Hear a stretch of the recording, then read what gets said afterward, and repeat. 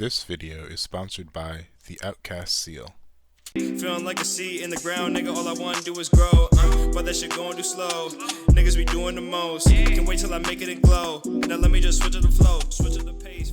For those who recognize anime subtleties, you'll find a new appreciation for this piece. On top of that, each person will have a one-of-one staple piece added to their fit. Outcast Seal, out now. No reason to wait, go get yours now. Yeah, I don't. Yo, he just said like, yeah, you're right, but it doesn't happen all the time. Okay, but that's life.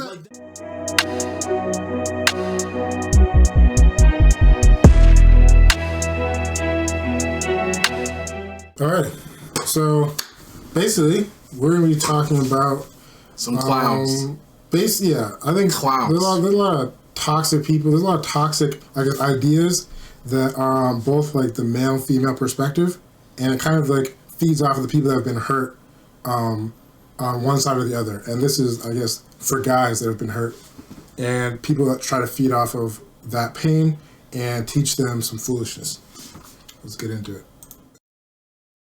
Version, if you think it's pimp or be pimped, it's like, bro, you don't like, how can you develop a loving relationship with somebody if you're constantly going, am I pimping or is she pimping? That's dangerous. Here's the thing, one person in the relationship, whoever cares less has the leverage, and we want the guy to always care less. We want the man to always have the leverage. Childish as fuck. And you guys might not like Yo, what? I think, yeah, Bro. I think that's part of it's true. I think part of it's true. At different times in a relationship, people are going to be. When you say care, I think that's like a selfish way of looking at it. I think it's people might be putting more into the relationship at certain times, and other people might be putting less. So, like for example, when you're giving a gift to someone, you're obviously putting more into the relationship, and they're receiving in that moment. But they also should be giving you a gift at some other time. So, in total, if you looked at the total amount of times that people were together, I think you should be able to get that. It should be able to be. The balance of the relationship will not always be 50-50, right? Exactly. There's times where you have more responsibility than the other party. Are not even.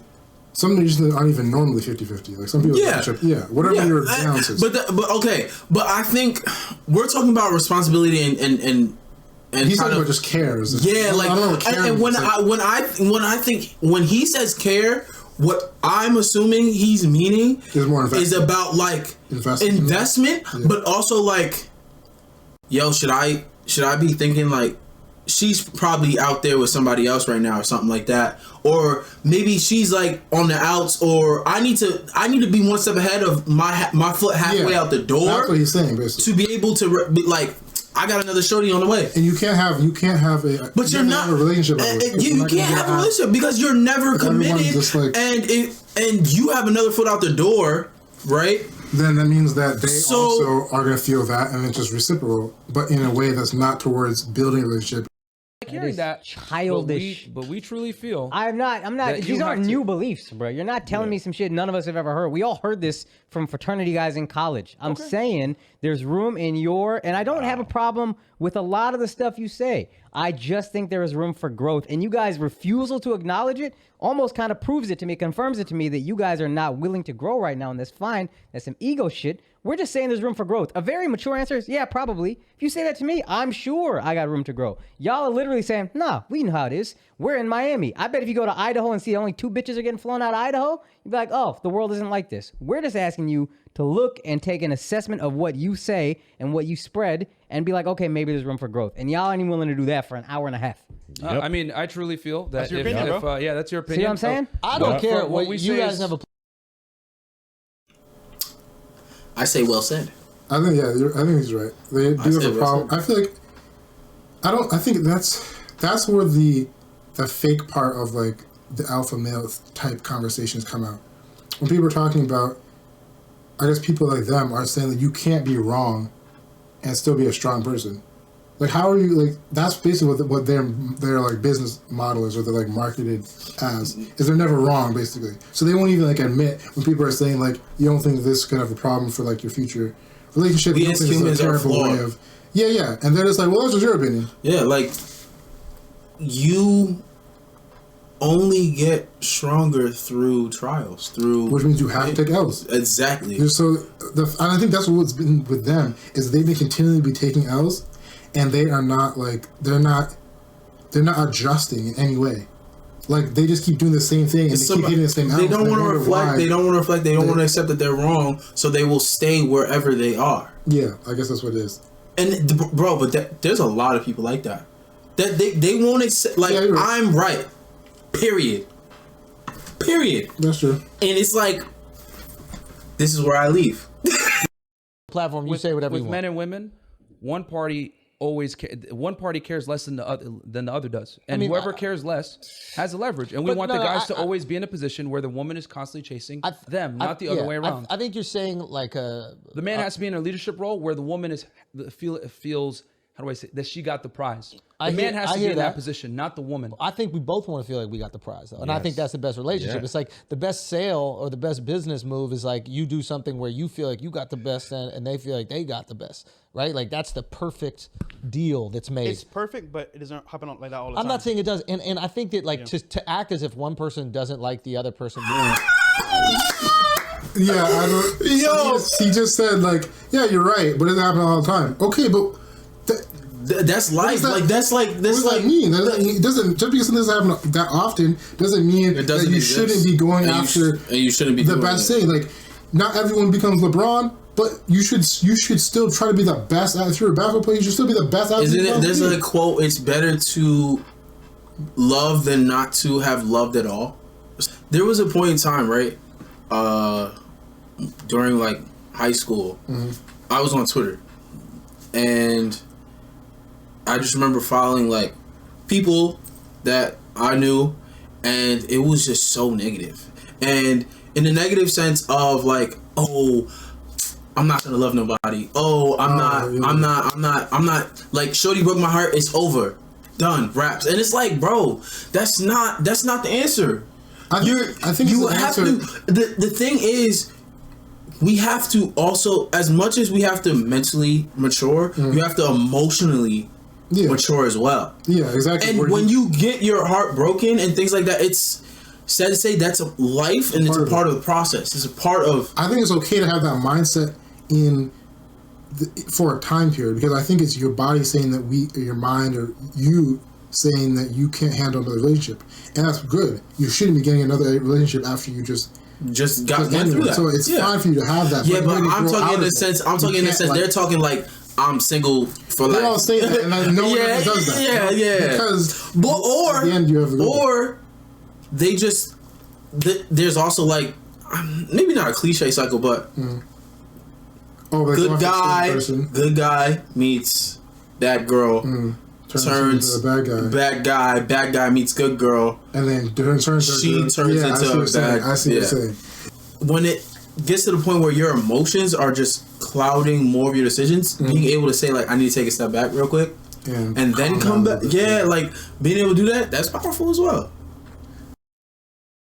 It's shallow, right? And it's just exhausting, and you're actually not building something real, and you're keeping this person in a state of perpetual fear, and you're doing that because you're in a state of perpetual fear, so nobody's comfortable. Eventually, you both need to let the guard down and be like, listen, are we in this together? Are we going to build this? And we can argue about human nature all we want, but like marriage is an institution, be it religion or not, that has existed for a long time. I'm literally rolling the dice on it. I'm gambling that I can build something with it. I saw my parents do it. You know what I mean? I've seen other people do it, and I've seen it flounder as well. But to act like it's not a possibility. Nobody's marriage is invincible. None of us are saying 100%. Our marriage is invincible. And we're all going to fuck up. And we're all going to say things that are disrespectful. And we're all going to be treated a certain way by our partners that we can't fathom they would actually do. But ideally, you're committed enough to build back from that and restore that thing that you guys are building together. That's my only fear. My fear is that if you keep on playing this game where you're like, I got to keep her a little bit away, I can't keep her comfortable, I can't let her feel secure, you're not going to actually feel that love from a woman when she is secure. And that's a powerful thing, man. That's where that goes back to the other thing I was saying, bro. You keep repeating that same thing inside of you and you're not going to get anything. Good guy meets bad girl. Oh, so turns bad guy. People, like, and you just keep creating bad girls. Okay, that's what you're saying. as long as that, like, it's not to say that it's her responsibility to take that. Like, if she can still go back, reflect on it, and become a better person, and just learn from that experience of whatever she can take from it. But you, like, at least, are not going to change. But you're not helping the situation at that point. You're just continuously not having true connections with people because you're always being affected by that other person that you had a relationship with. And I think that might be really what it is. Like, when people have when people get in a relationship and they're not completely over with somebody, when you go back to another relationship, that's like a red flag that people immediately identify. If, like, the opposite person will immediately identify, oh, you're not over with that person? Well, why are you here? You see what I'm saying? Yeah. But we don't often say when the relationship was bad and there's some type of trauma or something that is there, the person who's getting into the new relationship is still not done with that relationship because of that trauma or whatever the bad thing is. Either if it's good or bad, you shouldn't be having, even if your impression, I guess, even if your experience is being viewed positively or negatively in the past, you shouldn't be bringing that into the new relationship. Because it's a new one. Because it's a new relationship and you need to build something new with only the pieces that are in this new relationship. You can't because be bringing in other person is not the person that you are now. So the trauma as well as expectations of, oh, well, my last girlfriend used to do this, blah, blah, blah. You shouldn't bring that in. And you shouldn't be bringing in, well, my last girl did this, so I'm going to treat you a certain way. You see what I mean? It's a new person. You need to retrain your mind. Yeah, reset. You have to retrain your mind. As far as what you are expecting. But this is all easier said than done. This is all easier said than done. One thing you can do, I think, is when things happen that start to trigger you in the new relationship, don't react immediately. Try to talk about it, reflect on it. Yeah, but I guess not all. You need to take a step back. Yeah, you need to talk about it after you know what it is. Don't just go out and just like, I'm having problems and I don't really have a way of solving. I mean, but I don't think it's a problem to also communicate like, I didn't like. You can say you didn't like it, or you didn't have. You didn't like it, or that's you might not. That's something that like kind of brought back an insecurity from a previous relationship. But that means you knew it. I'm saying a lot of times people don't. Oh yeah, that is true. So that is true. They just feel that something's wrong. Yeah, and they don't do anything about it. So, but that's even harder to pinpoint, I think. But that's what I'm saying. You need to take that time and you think about that. It might take you days to figure it out, and then you'd be like, yeah, but I think it happened. But bro, I mean, because I feel like there's definitely people out there that it takes them longer than that, depending on how the relationship. I think it has to do with how long you're. It has to do with obviously the significance of the damage, but it also has to do with at the end of the day how much time you're thinking about it. Most people don't really think about things that happened in the past because they don't actively think about it. They just get triggered by things. You know what I mean? So that means that the only times they're thinking about it is when something external is forcing that memory back onto them. They're never intentionally going there. It's a lot easier if you intentionally go and fix a problem or think about something than if something else is essentially like hacking you and bringing you back to that same spot in your mind every time. You know what I mean? It's less jarring, I guess. Yeah. So if you go into your own mind and deal with it, you can pick the environment you can deal with it with. You can be by yourself in your safe space. Meditation, and go to that spot. Writing in a journal. Or you can just go out therapy. You just go out in public and whatever random things might come and take you back when you don't want to. You see what I mean? Yeah, but I also think there's also an aspect where it comes time to be. It's like you tell me sometimes, like you need to build that tolerance. You also need to understand. Oh, I see what you mean. Like you have to actually be in a situation and be able to actively implement whatever you've learned.